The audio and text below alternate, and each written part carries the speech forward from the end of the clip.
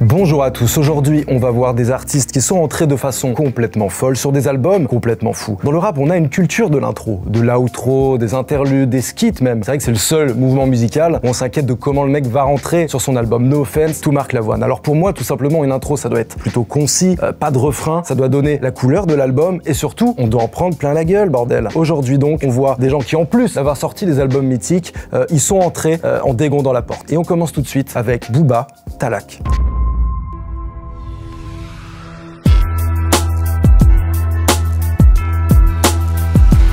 Alors autant vous le dire, on commence avec le meilleur tout simplement, puisqu'il s'agit de Talak, l'intro du deuxième album solo de Booba, Panthéon, qui est sorti dans un contexte un peu tendu. Mais tout d'abord parce qu'il a sorti Temps Mort 2 ans avant et que le mec est attendu au tournant. On sait que pour un artiste, le plus compliqué c'est pas le premier album, mais c'est bien le deuxième, parce qu'il faut confirmer. Deuxièmement parce qu'il a claqué la porte de son label 45 Scientifique, le label qu'il a fondé avec JP Sec, Géraldo et Ali, sur lequel est sorti d'ailleurs l'album Mauvais Oeil de Lunatique et aussi son premier solo Temps Mort. Et donc il est en train de prouver que là, il est capable d'être son propre boss et d'avoir son label Talak Records. Donc il va fricoter un petit peu avec les majors, Barclay de chez Universal, pour monter ce premier label. Troisièmement, il s'est récemment fait clasher par MC Jean Gabin, voilà le rimeur et bagarreur, sur le morceau Je t'emmerde, où MC Jean Gabin a décidé de se farcir tout simplement tout le paysage du rap français, et il a comparé Booba au petit ourson du dessin animé. Booba, Booba, mon petit ourson.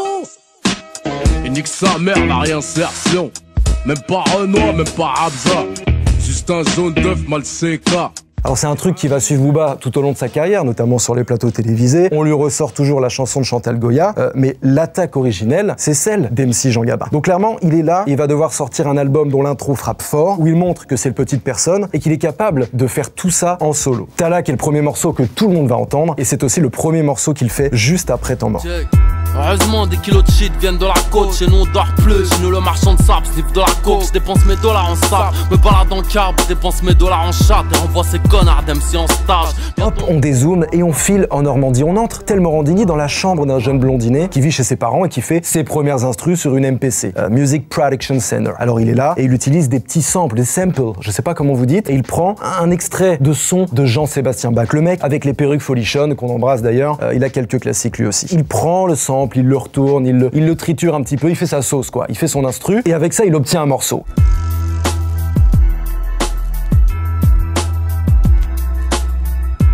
Il a le mail de 2-3 têtes sur Paris, notamment quelqu'un au Pont de Sèvres. Alors il envoie par mail une palette de sons et ça atterrit dans les mains de Mala, l'ex-acolyte de Booba. Mala le fait écouter à Booba et Booba kiffe. Alors ce jeune blondinet va recevoir de sa chambre un appel du Duxer, au Bigozer. Allô oui, comment ça va toi? Est-ce que tu peux me faire 2-3 variantes du son et puis tu me le pitches, tu me le mets en accéléré? Il est 18h, le jeune blondinet va y passer la nuit à retravailler cet instru. La seule pause qu'il va faire c'est pour prendre un train direction Paris parce qu'il sait que c'est le moment, que c'est une opportunité. Il va pouvoir se faire un nom, car pour l'instant ce jeune blondinet s'appelle Mathieu Le Carpentier, mais qui sait pourquoi pas, il pourrait finalement s'appeler Scred et peut-être que ça pourrait être un des producteurs affiliés à l'une des plus grosses têtes du rap francophone. C'est l'histoire qui nous le dira. Et effectivement 10 jours après il va dans les studios de Corescap, les studios Artop, et c'est la première fois, il est en dépucelage, il arrive dans le studio tout intimidé, le Duc arrive, il entre en cabine, il a déjà son texte et il fait 5-6 prises pas plus, et le morceau Talak est né. C'est un morceau qui va traumatiser une génération entière et même des générations a posteriori. À la place du bled, faut pas finir à piper la neige à la place du bled. Faire que t'es 9 heures, raconter que de la merde. Peur, ouvre grand tes oreilles, ferme ta gueule. C'est la meilleure intro de rap français de tous les temps. Ouais. J'ai jamais entendu une intro aussi forte de tous les temps de l'histoire du rap français. C'est 4 minutes de violence, c'est imagé, c'est des formulations où tu te dis « Ah le salaud !» Et surtout, c'est une annonce politique. Parce qu'à la fois il dit « Je vais continuer en solo et ça va très très bien se passer ». Et en plus, à la fin de Talak, il met un extrait du dessin animé où l'on apprend que Booba n'est pas seulement un petit ourson mignon, c'est aussi une véritable bête féroce. Le grand Manitou a créé les animaux du monde Talak en leur donnant des formes différentes. Et si on prend les ours par exemple, certains sont énormes et se régalent en mangeant des fruits et du miel. Alors que d'autres sont des bêtes féroces qui déciment les troupeaux. Si Booba appartient au deuxième groupe, celui des bêtes féroces, il continuera à attaquer les troupeaux jusqu'à la fin de ses jours, c'est certain. Et c'est la meilleure façon de répondre à MC Jean Gabin. Il dit « Oui, effectivement, si tu veux, je suis un ourson, et tu sais quoi, j'adore ce miel. » Car c'est la meilleure façon d'accueillir une tentative de clash, c'est d'assumer. Si demain, t'as une sextape qui sort sur le net, si tu nies ou que tu démens, tu vas te poser en victime. Alors que si t'assumes et tu dis « Oui, effectivement, il s'agit de mon zizi », là, tu es inattaquable. Et c'est ce que va faire Booba face à MC Jean Gabin. Donc Talak est clairement une intro incroyable, si ce n'est la meilleure du rap français. Et Booba, en termes d'intro, il est complètement abaisable. Le mec, tout au long de sa carrière, il en a sorti des très marquantes. On peut citer Easy Money sur 09, qui est même pas son meilleur album, loin de là. Temps mort, ou même Les derniers seront les premiers, l'intro de Lunatic. C'est Few, l'intro de Qui suis-je. 1981. Qui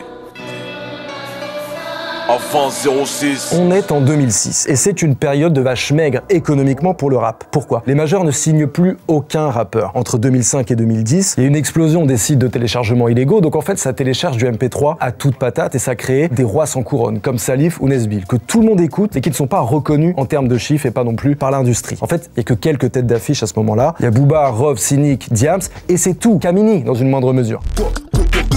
La musique est bien calquée sur celle des États-Unis. Il y a l'arrivée de la Dirty South qui va être pas mal représentée sur l'album par exemple West Side de Booba. Et c'est dans ce contexte que va émerger C'est Few, un artiste extrêmement singulier, extrêmement sombre, qui arrive avec une proposition hardcore. Et à l'époque, c'est pas du tout les standards. Il est hyper mystérieux, on ne connaît pas son visage. Il a toujours un masque ou une visière de casquette qui cache un petit peu son minois. On sait qu'il a posé sur un morceau de Rov sur La fierté des nôtres, que les gens ont adoré ou détesté. On l'a vu sur La patate de forain de Seth Gecko. Mais clairement, le moment où il va gagner en popularité, c'est quand il va égrener doucement les extraits de son premier album, Qui suis-je. On a donc par exemple en noir et blanc, dans le clip il ramène Lilian Thuram, bonne ambiance. C'est Few, Lilian, pour une vision en noir et blanc. On a aussi La vie qui va avec, qui va vraiment le faire exploser aux yeux du grand public. Dans le sud, quand t'entends Paris, 9-3, ça va avec. Regarde, c'est des gars de France, y'a un 0 qui va avec. Évidemment, avec le succès de ce morceau, il y a son lot de déconvenus qui vient avec. Déjà, ils font un clip qui est beaucoup trop hardcore pour passer sur les chaînes de clips. Alors ils en refont une version. Et ce qu'il faut savoir, c'est que sur le fond, C'est Few peut être étiqueté comme un rappeur conscient. Il parle des rivalités intracommunautaires, de la vie dans les banlieues, des clichés qui ont la peau dure. Mais sur la forme, il est extrêmement hard. C'est la street. Hey, vous êtes là ou quoi là? Du bruit. En plus, il a plein d'onomatopées et de petits gimmicks où il fait des bruits gutturaux.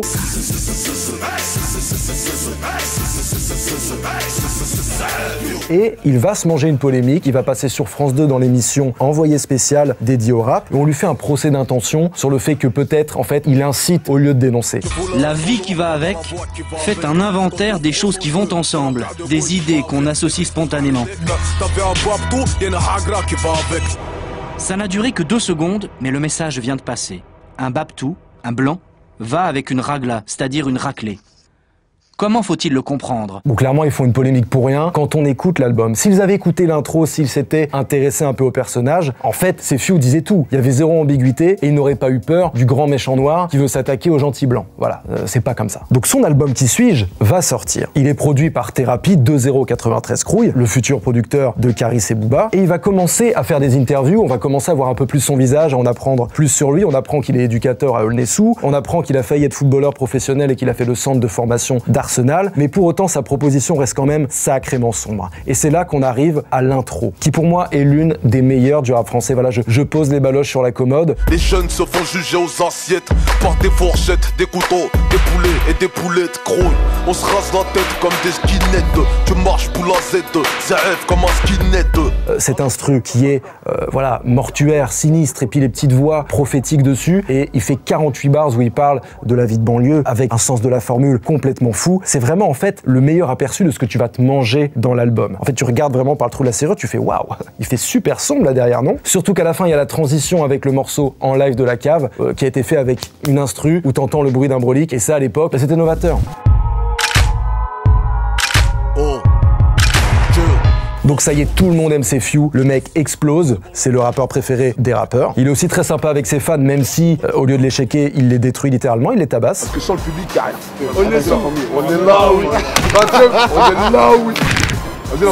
Il va aller taper son disque d'or assez rapidement et il ne va pas s'arrêter là, car 2 ans après, il va sortir Suis-je le gardien de mon frère, qui va rentrer en top album directement la première semaine, détrônant ainsi Madonna et son album Hard Candy, bonbon dur. Le mec clairement est une nouvelle tête d'affiche. SCH, John Lennon.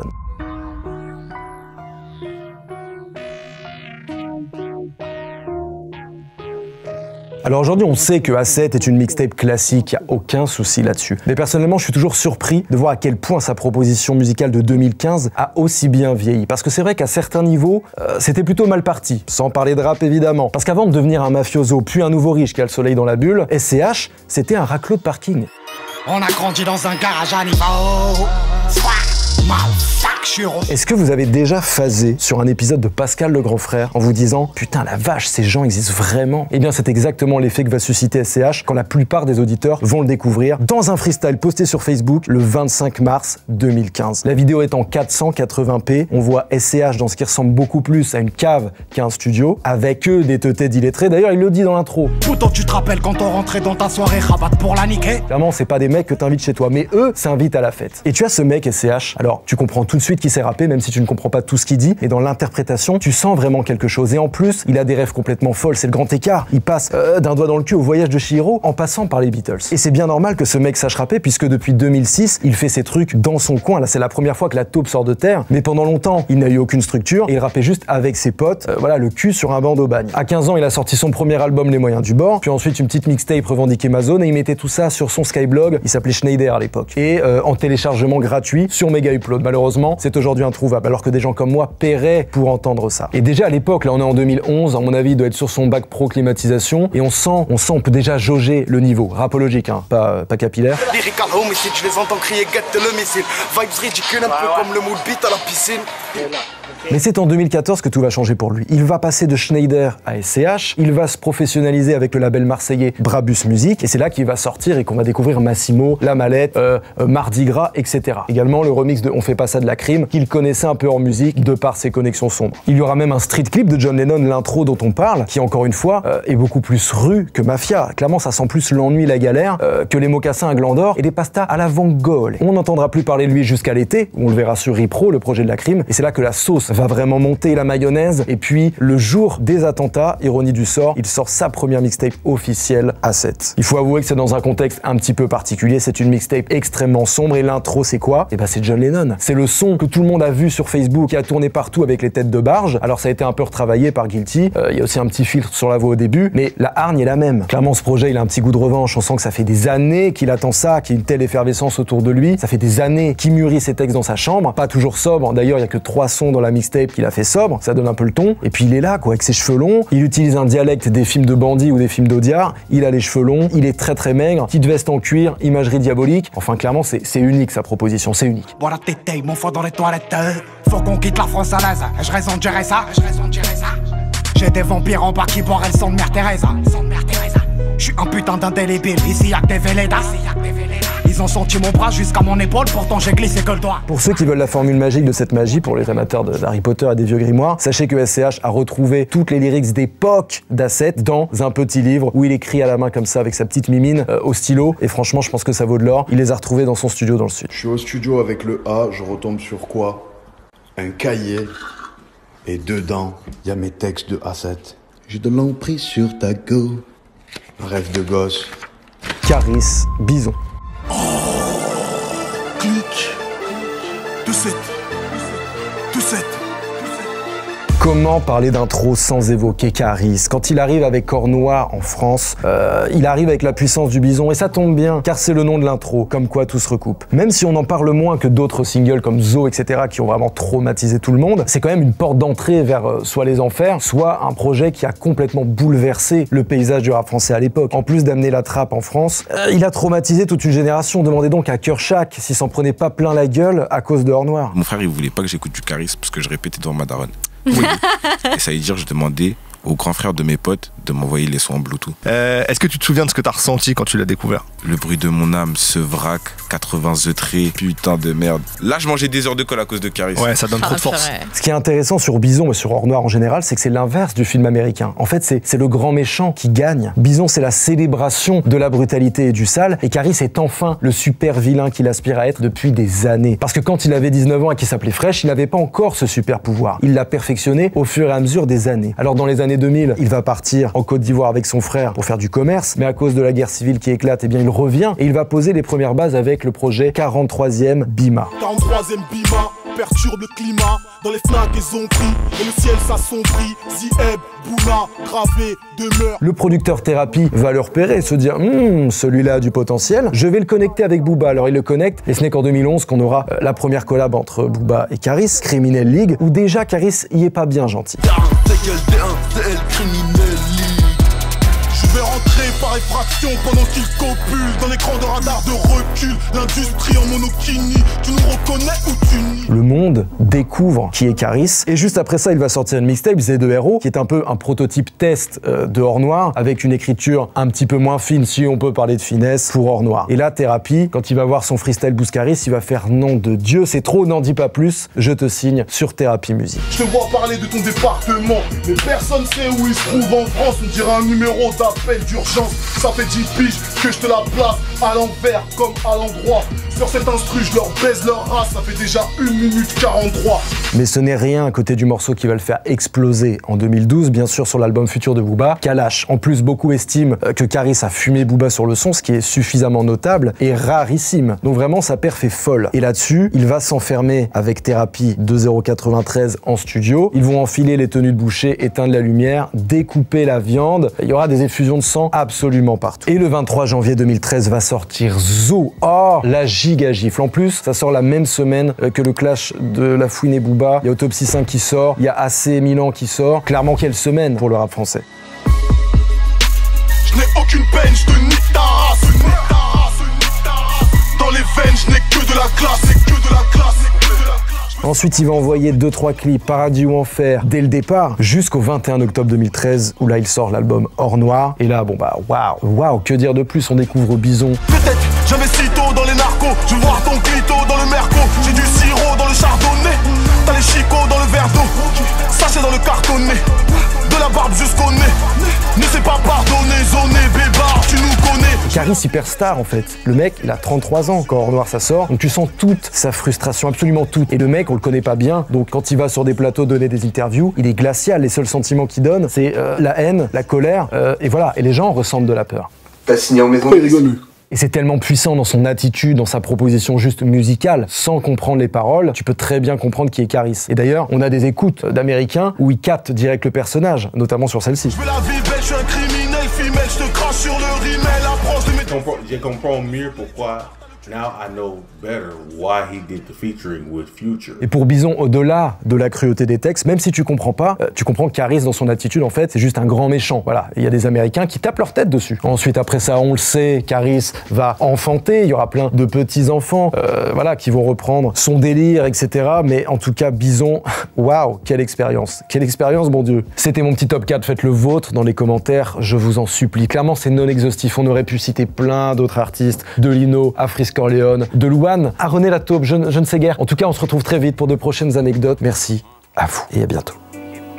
Israël, sur la prod qui comme Israël, Fox et Neck comme Israël, Chaîne Laden dans le complot comme les Ben Laden, Chirac comme JB Ben Laden.